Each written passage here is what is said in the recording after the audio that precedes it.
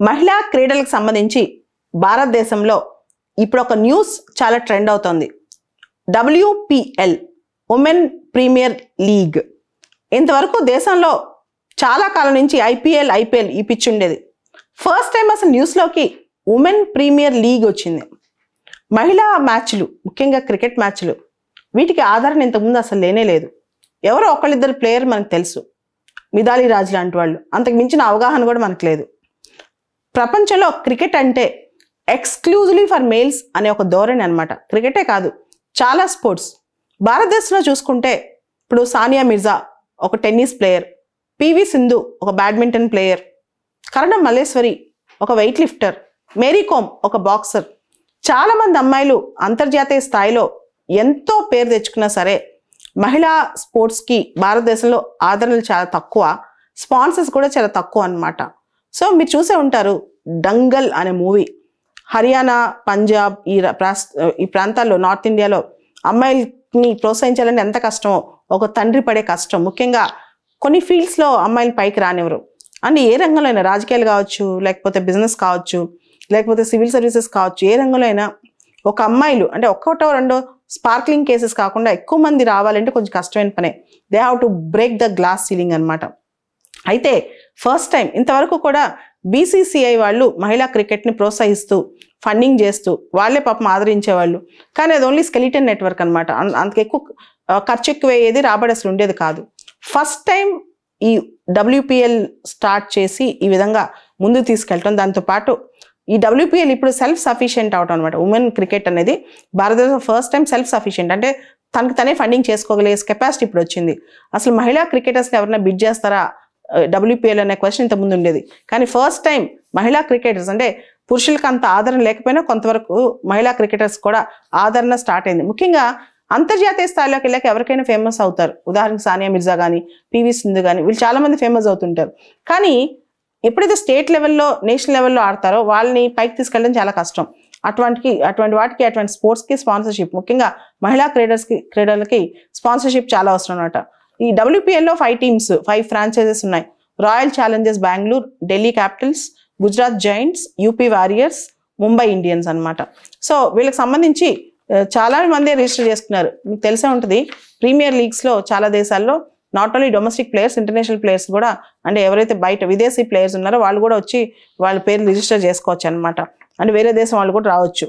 So భారతదేశంలోకి సంబంధించి ఇప్పటికే women premier league సంబంధించి ఫ్రాంచైజీల అమ్మకం అయిపోయింది, బ్రాడ్కాస్టింగ్ హక్కులు కూడా అయిపోయింది అనమాట. ఇవన్నీ కూడా దాంతోపాటు మొత్తం ఉమెన్ ప్రీమియర్ లీగ్ సంబంధించి 15-25 మంది రిజిస్టర్ చేసుకుంటే BCCI వాళ్ళు 409 మందిని అలౌ చేశారు. ప్రాపర్గా వాళ్ళని మోడాలిటీస్ అని చెక్ చేసి వాళ్ళని బిడ్ చేసుకోవడానికి ఎలిజిబిలిటీ చేశారనమాట.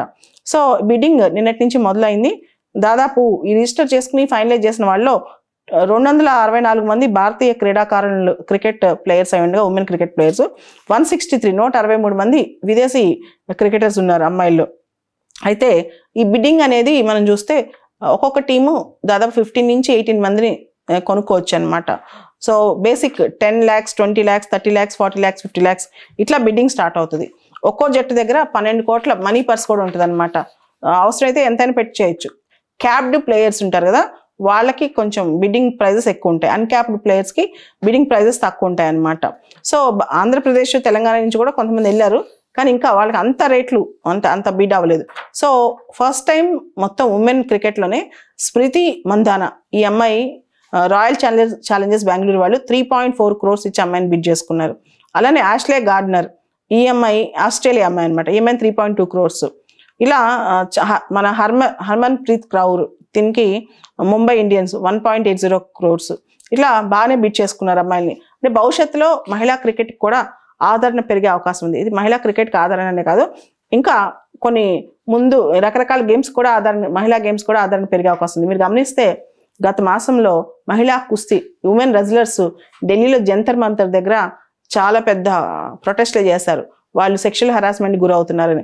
ముఖ్యంగా మహిళా స్పోర్ట్స్ సంబంధించి అమ్మాయిల్ని ఎక్కువగా బయట పబ్లిక్ యాక్టివిటీస్కి పేరెంట్స్ పంపించుకోవడానికి కారణం వాళ్ళకి సేఫ్టీ అండ్ సెక్యూరిటీ. దాని కనుక మనం ప్రొవైడ్ చేయగలిగితే. రెండోది వాళ్ళకి ఇన్ఫ్రాస్ట్రక్చర్. మీరు వినే ఉంటారు, దీపా కర్మాకర్ అమ్మాయి ప్రొదునోవా అనే ఫీట్లో చాలా ఎక్స్పర్ట్ అనమాట. చాలా పేదమ్మాయి, north east, think she's from Manipur. వాళ్ళ అమ్మాయి కోచ్ ఏం చేశారంటే తనకి పాత స్కూటర్స్తో ఆ ప్రొద్దున ఫీట్ చేయడానికి ఒక ఎక్విప్మెంట్ తయారు చేయించాడు. ఒలింపిక్స్కి వెళ్ళినప్పుడు 4th స్టేజ్లోకి వచ్చిందమ్మా, అంటే అంత పైకి వెళ్ళిందనమాట. సో అమ్మాయిలు మనం ఇంకొంత ఇన్ఫ్రాస్ట్రక్చర్ సపోర్ట్ కానీ, సేఫ్టీ కానీ, వరల్డ్ క్లాస్ కోచెస్ కానీ అండ్ సేఫ్టీగా ప్రాపర్గా చేసి వాళ్ళకి కూడా ఎక్కువ మంది వాళ్ళ మ్యాచెస్ కూడా చూస్తే, వాళ్ళు ఆడే గేమ్స్ కూడా చూస్తే ఆదరణ పెరిగిపోద్ది అనమాట. ప్రతి అమ్మాయి అంతర్జాతీయ స్థాయిలోకి ఓవర్ నైట్ వెళ్ళిపోయి పేరు తెచ్చుకోలేదు, ఎందుకంటే అమ్మాయికి అసలు ఆ కంజీనియల్ అట్మాస్ఫియరే ఉండదు అనమాట. So at the same time IPL మీద, WPL మీద విమర్శలు చాలా ఉంటాయి. ఇది రియల్ క్రికెట్ స్ఫూర్తిని తీసేస్తుంది. It's only for commercial purpose అంటుంటారు. ఇదేదో ఒక కమర్షియల్ సినిమా లాగా. నిజంగా పాత రోజుల్లో టెస్ట్ మ్యాచ్లు ఉండేవి, రియల్ క్రికెట్ అక్కడ ఉండేది. తర్వాత వన్డే మ్యాచెస్ వచ్చాయి, ఓకే అంతవరకు తట్టుకోవచ్చు. కాకపోతే ఇప్పుడు పూర్తి స్థాయిలో కమర్షియల్ నేచర్ క్రికెట్లో కూడా ఎంటర్ అయిపోయింది అనమాట.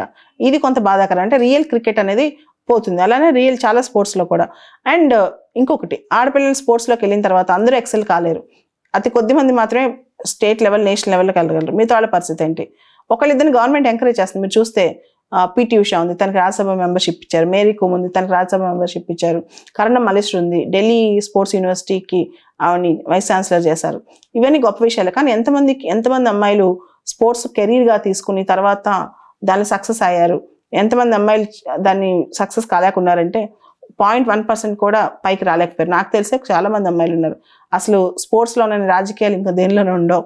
అండ్ ముఖ్యంగా అమ్మాయిలు అది ఎంతవరకు తన కెరీర్ ల్యాడర్లో కెరీర్ ఆప్షన్గా తీసుకుంటారనే దానికి గవర్నమెంట్ కొంతవరకు సపోర్ట్ సిస్టమ్ పెడితే మంచిది. పాత రోజుల్లో ఎవరైతే మేల్ స్పోర్ట్స్ ప్లేయర్స్ ఉన్నారో వాళ్ళకి రకరకాల కెరీర్ ఆప్షన్స్ ఉండేవి కాదు. ఒక్కసారి స్టేట్ లెవెల్లో లేదా నేషనల్ లెవెల్లో ఆడిన తర్వాత, కొన్నాళ్ళకి రిటైర్ అయిన తర్వాత, అవ్వక ముందో లేదా వాళ్ళు వెనకబడిపోయినప్పుడు రకరకాల ఉద్యోగాల్లో పడి సెటిల్ అయిపోయేవాళ్ళు. రైల్వేస్లో కానీ, గవర్నమెంట్లో చిన్న జాబ్స్ కానీ వాళ్ళకి ఇస్తారు స్పోర్ట్స్ కోటాలో. దాంతో ఆ విషయ సైకిల్లో పడి వాళ్ళ దగ్గర ఉన్న టాలెంట్ ఏదైతే ఉందో అది ఇతరులకు పంచడం కానీ, లేకపోతే వాళ్ళు నచ్చ చేసుకోవడం కానీ కష్టమేది. కానీ ఇప్పుడు ఏమైంది, ఐపీఎల్ ఇలాంటివి వచ్చిన తర్వాత స్పోర్ట్స్ అనేది ఒక కెరీర్ ఆప్షన్, క్రికెట్ అనేది ఒక కెరీర్ ఆప్షన్ కూడా అయింది. అలానే మహిళలకి ఇప్పుడు చూస్తే ఇంతకుముందు స్పాన్సర్సే కరువయ్యేవాళ్ళు అనమాట. ఎవరి డబ్బులు వాళ్ళే జేబులోంచి పెట్టుకుని రావాల్సి వచ్చేది. అయితే ఇప్పుడు కొంత సెల్ఫ్ సఫిషియన్సీ వచ్చింది, అంటే స్పాన్సర్స్ రావడం మొదలెట్టారు, ఆదరణ పెరిగింది. భవిష్యత్తులో ఇది కొంత ఎంకరేజింగ్ ఉంటుంది. అంటే ఈ స్పోర్ట్స్ చూశాక, ఇదంతా చూసిన తర్వాత పెద్దవాళ్ళు కూడా, సో ఉమెన్ ప్రీమియర్ లీగ్ లాంటివి చూసిన తర్వాత పెద్దవాళ్ళు కూడా ఆడపిల్లలు ఆడతామంటే పర్టికులర్గా సహకరిస్తారనమాట. సో ఇలాంటి ఎంకరేజ్ చేయటం, ఇంకా ముందుకు తీసుకెళ్ళటం మంచిది.